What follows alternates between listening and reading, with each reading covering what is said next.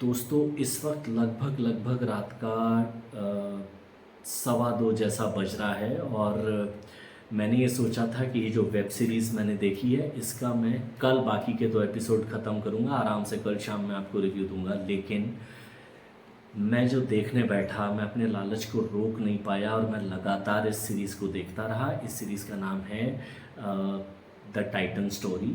Titan घड़ियों के बनने की और हिंदुस्तानियों के सामने आने की और एक बड़ी ब्रांड बनने की कहानी है ये। इनफैक्ट जब सीरीज़ ख़त्म होती है तो एक ही लाइन का स्टेटमेंट आता है जो टाइटन की औकात दिखाता है हमें, टाइटन का अचीवमेंट दिखाता है हमें कि टाइटन घड़ियाँ जितनी बनती हैं पूरी स्विस इंडस्ट्री में उतनी वॉचेस नहीं बनती हैं, उससे ज़्यादा बनाता है टाइटन। और ये कहानी है कि कैसे JRD टाटा को जब एक स्विस वॉच मेकर ने बेइज्जत किया और उन्होंने ये घड़ियाँ बनाने का फ़ैसला किया और एक दिन फाइनली उसी कंपनी को टाइटन टेक ओवर कर लेती है।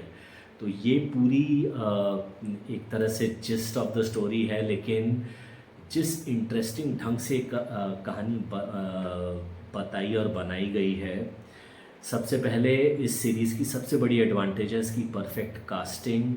जिम सर्फ और नसीरुद्दीन शाह, ज़र्क्सिस देसाई और JRD टाटा के रोल को लगभग फिज़िकली भी जी गए हैं और एक्टिंग भी उन्होंने बहुत ही उम्दा की है। बल्कि बीच में असली ज़र्क्सिस देसाई और ऑब्वियसली असली JRD टाटा के फ़ोटो वगैरह दिखाए गए हैं और आप देखेंगे कि कितना पर्सनालिटी वाइज ये दोनों एक्टर ने अपने आप को उन कैरेक्टर्स के जैसा दिखने पर मेहनत की है।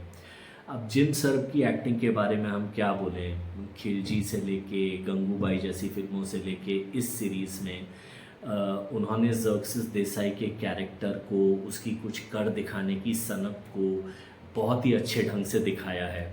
इसके अलावा जो बाकी के भी एक्टर्स चुने गए हैं जिन्होंने रोल किए हैं उन लोगों के जिन्होंने टाइटन की पहली वो कोर ग्रुप बनाई थी, जैसे मेघा नाम की एक लड़की, गौरव नाम का एक इंजीनियर जो सेलेक्ट होता है। ये भी एक इंटरेस्टिंग सीन है कि उनको बोला जाता है, उनका जॉब इंटरव्यू ये होता है कि जो छत पे पंखे लग रहे हैं उनको उतारो, उनको वापस डीअसेंबल करो, वापस असेंबल करो और फिर से लगाओ और जिसका पंखा चलेगा वो सेलेक्ट होगा। बहुत इंटरेस्टिंग सीन्स हैं कि कैसे अपने नए हेड ऑफ मार्केटिंग को एक चाय की दुकान के बाहर कंपनी का CFO और कंपनी का MD बातचीत के ज़रिए सेलेक्ट करता है। और कैसे टाइटन के सामने चैलेंजेस थी कि कैसे टाइटन ने डिसाइड किया कि वो तमिलनाडु में अपना प्रोसेस मैन्युफैक्चरिंग प्लांट लगाएगा, कैसे उसकी परमिशन ली। उसके बाद टाइटन की जब घड़ियाँ लॉन्च हुई तो अचानक वो साउथ इंडिया में क्यों ज़्यादा बिक रही थी, नॉर्थ में क्यों कम बिक रही थी।